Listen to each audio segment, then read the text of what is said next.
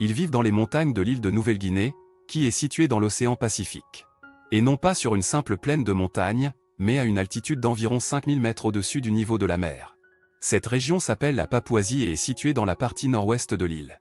La partie ouest de l'île appartient à l'Indonésie, tandis que la partie est appartient à la Papouasie-Nouvelle-Guinée. Par conséquent, ils sont des sujets indonésiens. Seulement, ils n'en savent rien.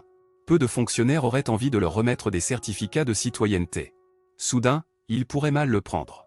Actuellement, selon les estimations des analystes, la population de ce peuple est d'environ 20 000 personnes.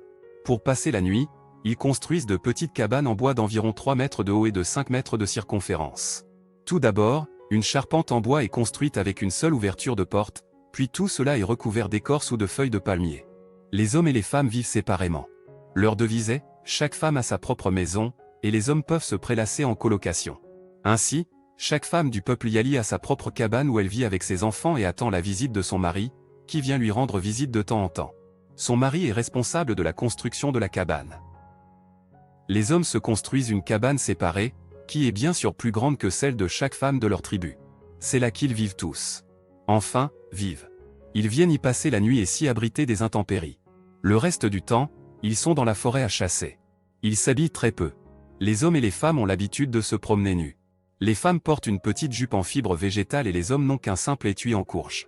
Cet étui s'appelle Galim et il est fabriqué de la manière suivante. Les autorités indonésiennes ont tenté d'intégrer les Yali à la civilisation en leur attribuant des terres dans la vallée.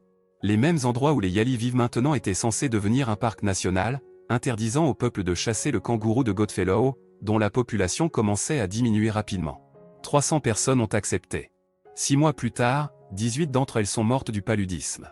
Les autres sont retournées dans les montagnes. Il n'y a pas de meilleure terre pour eux, sur laquelle eux et leurs ancêtres ont vécu et vivent depuis plus de 1000 ans. Cette tribu inhabituelle de personnes sauvages continue donc d'exister sur ces terres ancestrales, où les esprits de leurs ancêtres vivent.